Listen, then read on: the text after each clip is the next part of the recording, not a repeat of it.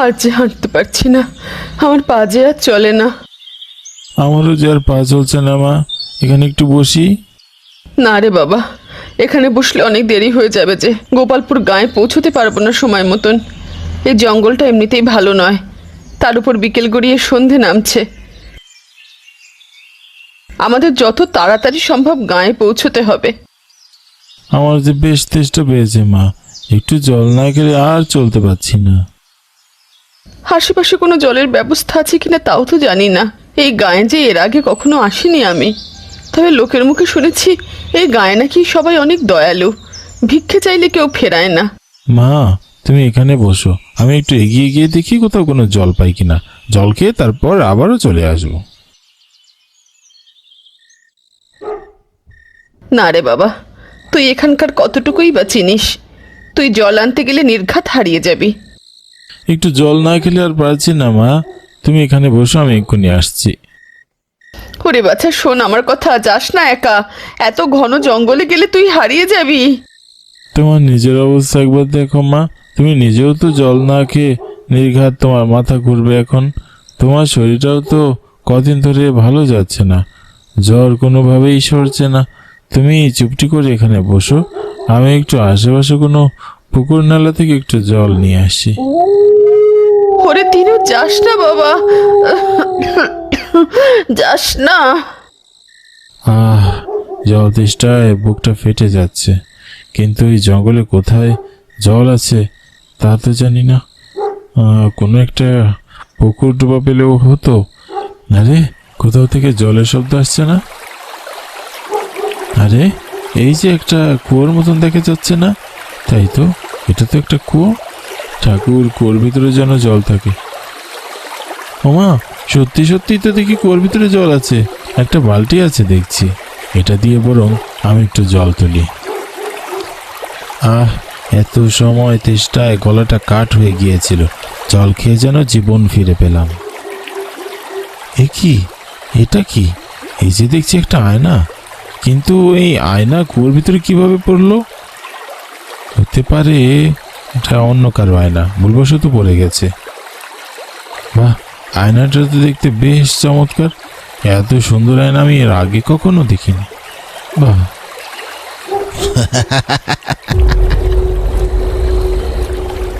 এ কি, এসব কি হচ্ছে? এটা কি? কতদিন পর বাইরে বের হইলাম। কে তুমি? কি চাও? আমি কি চাই? দেখ আমি কি চাই।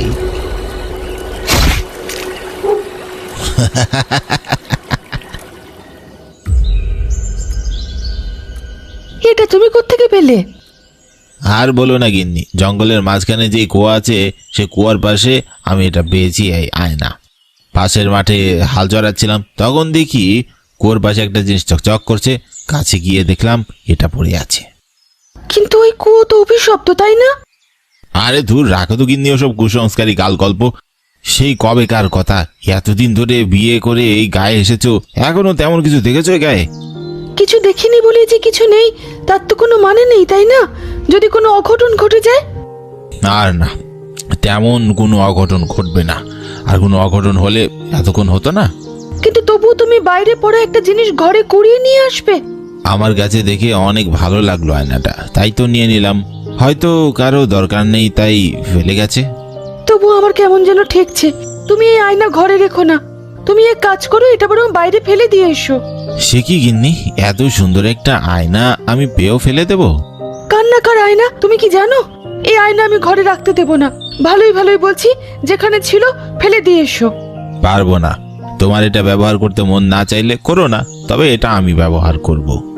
যা খুশি তাই করো, তবে আমাকে এর থেকে দূরে রেখো। এই আয়না যেন আমার ধারে কাছে না আসে, মনে থাকে যেন। আচ্ছা বেশ, মনে থাকবে।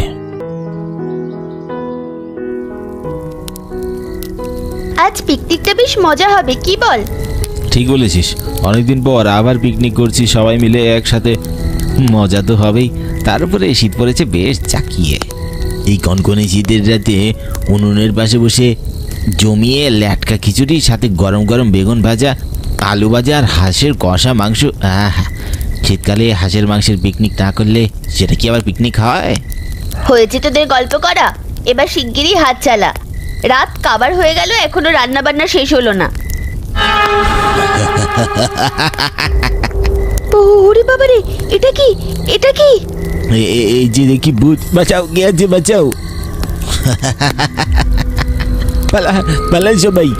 হে ঠাকুর, এ কোন বিপদে ফেললে? শীতকালে পিকনিক করতে এসে কার পাল্লায় পড়লাম রে বাবা। কে আছো, বাঁচাও। পিকনিক?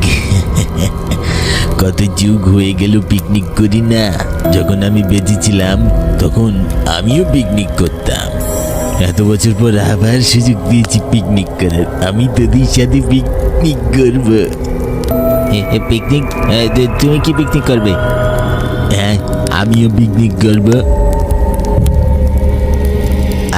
কতদিন পর পিকনিক করে ভালো লাগলো, তবে মাংসটা একদম ভালো লাগেনি।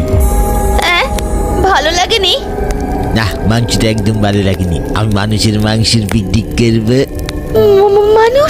মানুষের মাংসের পিকনিক? হ্যাঁ, মানুষের মাংসের পিকনিক।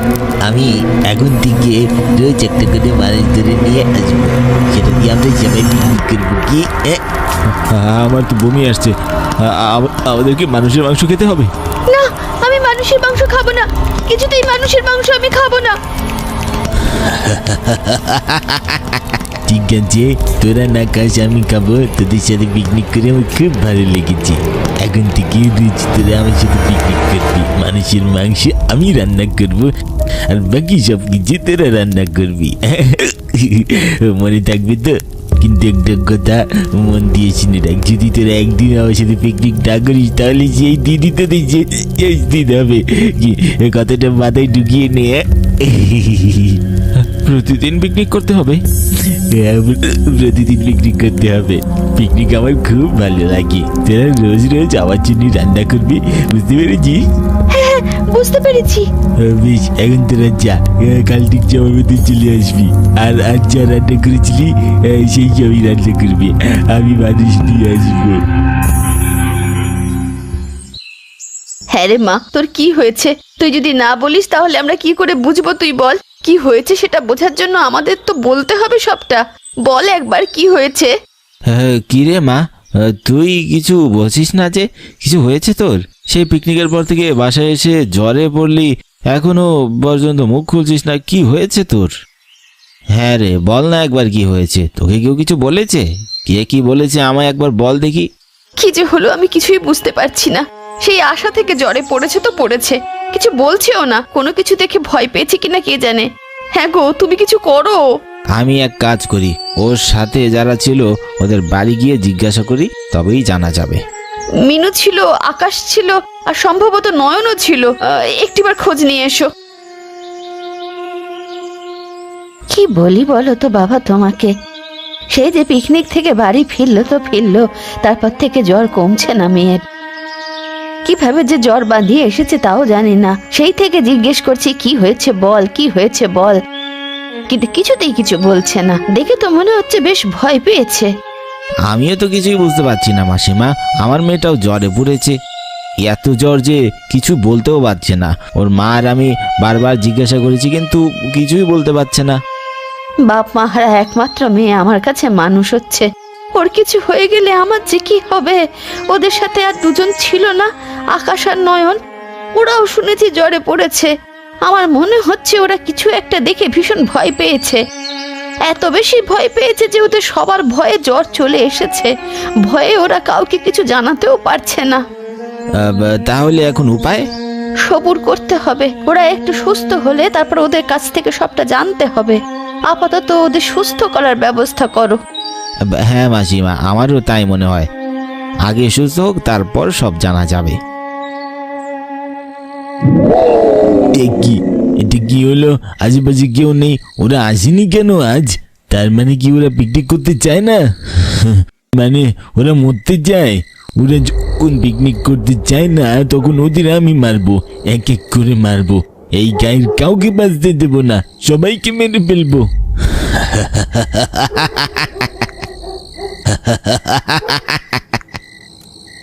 ওই ছোকরা দুটোর বাড়ি কোথায়?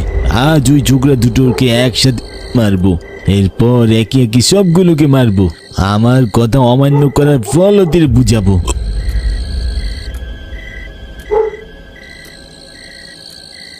ওই তো একটাকে পাওয়া গেছে, এবার আমি তোকে ছাড়বো না। কিরে পিকনিক করবি না? পিকনিক করার নাম করে ঘরে বসে আছিস? আমি না বলেছিলাম রোজ আমার সাথে পিকনিক করতে? তুমি এখানে? তুই আবার বাড়ি কি করেছিলে? কি কি চাও আমার কাছে? শাস্তি দিতে চাই তোকে, আমার কথা অমান্য করার শাস্তি। তোকে আমি শাস্তি দেব। না, আমাকে ছেড়ে দাও। হ্যাঁ, আমি তো তোমার কিছু করিনি, শুধু শুধু কেন আমায় মারবে? দয়া করে আমায় ছেড়ে দাও। আমি কথা দিচ্ছি, আজকের পর থেকে রোজ আমি পিকনিক করবো তোমার সাথে। আমি কখনো কাউকে ক্ষমা করি না, আমি তোকে মারবই। আমাকে ছেড়ে দাও, মেরে ফেললে না, আমায় বাঁচাও।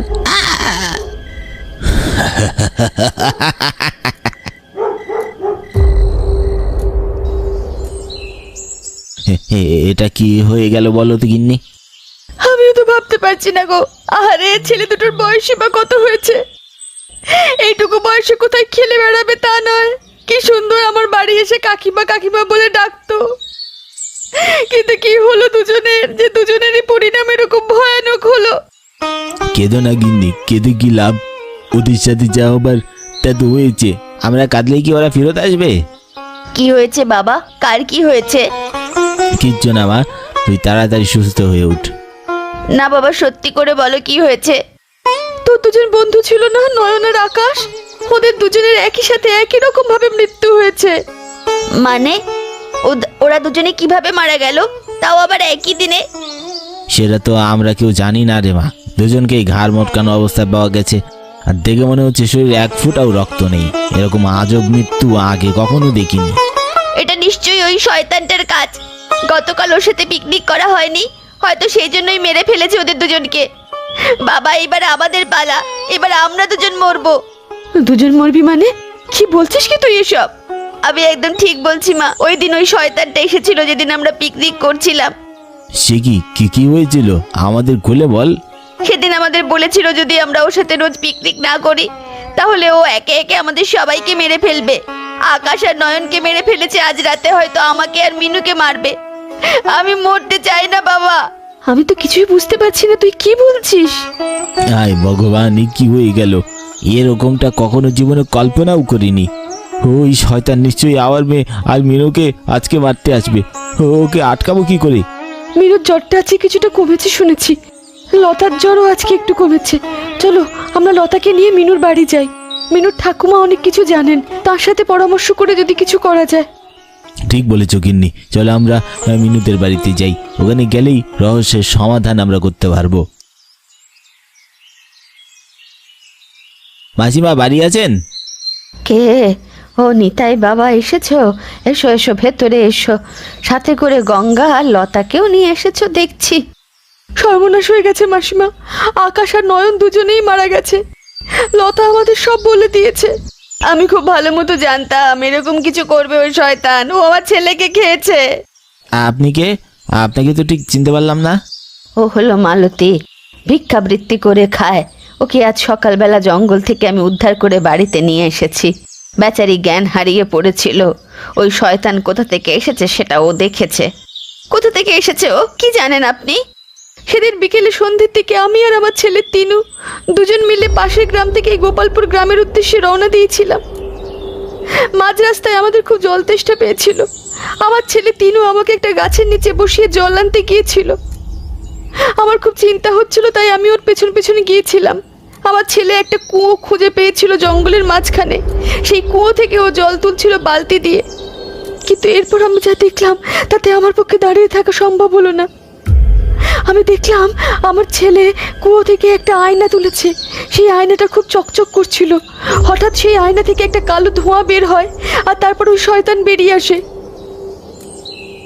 আমি কোনো কিছু করার আগে ওই শয়তান আমার ছেলেকে সেইখানে মেরে ফেলে চলে যায়। আতঙ্কে ভয়ে দুঃখে আমি পাথর হয়ে যাই। কখন যে জ্ঞান হারিয়ে পড়ে যায় সেটা আমার মনে নেই। এরপর যখন আমার জ্ঞান ফেরে তখন এই বুড়িমা আমার সাথে ছিল। ওই শয়তান খুবই ভয়ানক, কাউকে ছাড়বে না। আজ আমাদের পালা। গতকাল নয়ন আর আকাশকে মেরে ফেলেছে, আজ আমাকে আর লতাকে মেরে ফেলবে। আমি খুব ভালো মতো জানি আমরা আজ মরে যাব। থাম তুই, খবরদার বলছে এসব কথা বলবি না। তুই ছাড়া এই পৃথিবীতে আমার আর কেউ নেই। তোর কিছু হয়ে গেলে আমি বাঁচতে পারবো না। তোকে কিছু করার আগে ওই শয়তানকে আমরা এই পৃথিবী থেকে চিরদিনের মতন সরিয়ে দেব। কিন্তু মাসিমা, এই শয়তানটা কিভাবে আমরা সাহায্য করব? মালতী, তুমি একটা কুয়ো আর একটা আয়নার কথা বলছিলে না? হ্যাঁ বুড়িমা, বালতি দিয়ে কুয়ো থেকে জল তুলে খেয়েছিল আমার ছেলে। জঙ্গলের মাঝখানে আছে সেই কুয়ো, সেই কুয়োর ভেতর থেকে আয়নাটা বেরিয়ে আসে। কি আয়না? হ্যাঁ, আমি একটা আয়না খুঁজে পেয়েছিলাম সেই কুয়োর পাশে। তার মানে যে আয়নাটা আমি এতদিন ধরে আমার বাড়িতে দেখেছিলাম সেই আয়নাটার ভিতরেও ছিল। আমি তো বিশ্বাসই করতে পারছি না এতদিন এই সব কথা সত্যি ছিল। আমি ভেবেছিলাম এই সব কিছু হয়তো এই গায়ের মানুষের কুসংস্কার। কুসংস্কার নয় বাবা, কুসংস্কার নয়। যতটা রটে তার খানিকটা ঘটে, বুঝতে পেরেছো? আমি এইবার বুঝতে পেরেছি এইসব কার কাজ। অনেক বছর আগে ওই আয়নার ভিতর ওই শয়তানকে বন্দি করে ফেলে দেওয়া হয়েছিল কুয়োতে, কিন্তু মালতীর ছেলে তিনু সেই আয়নাটা উঠিয়ে ওকে আবার জ্যান্ত করেছে। তাই ও এইসব তাণ্ডব করে বেড়াচ্ছে। ওকে আবার সেই কুয়োর ভিতরে বন্দি করতে হবে। কিন্তু ওকে আবার সেই আয়নায় বন্দি কি করে করা যাবে? যতদূর জানি ওর সামনে ওই আয়নাটা ধরলে ওর ছবি ওই আয়নার উপরে স্পষ্ট ফুটে উঠবে, তারপরে সে আয়নায় ও বন্দি হয়ে যাবে। তাহলে এক্ষুনি চলো সেই কাজটা সেরে ফেলি। না না, ও কিন্তু ভীষণ চালাক। ওর সাথে চালাকিতে পেরে ওঠা মানুষের পক্ষে সম্ভব নয়। ওর সাথে চালাকি করতে গেলে ওর মতন করেই চিন্তা করতে হবে। লতা আর মিনু, তোরা আজকে রাতে ওর সামনে যাবি। তোরা বলবি তোরা পিকনিক করতে চাস ওর সাথে। সেটা শুনে ও হয়তো তোদের ক্ষমা করে দেবে। তারপর কোনো এক ফাঁকে ওর দিকে এই আয়নাটা তাক করবি।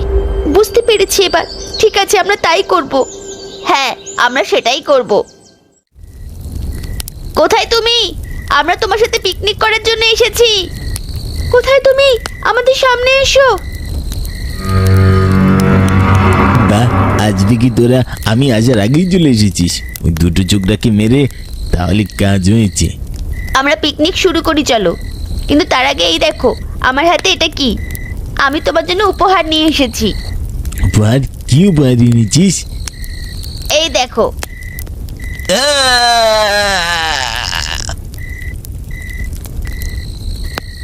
এবার এটাকে সেই কুয়োতে ফেলে দিয়ে সারা জীবনের মতো মাটি চাপা দিয়ে দিতে হবে, যেন ভুলেও আর কেউ এটা তুলতে না পারে।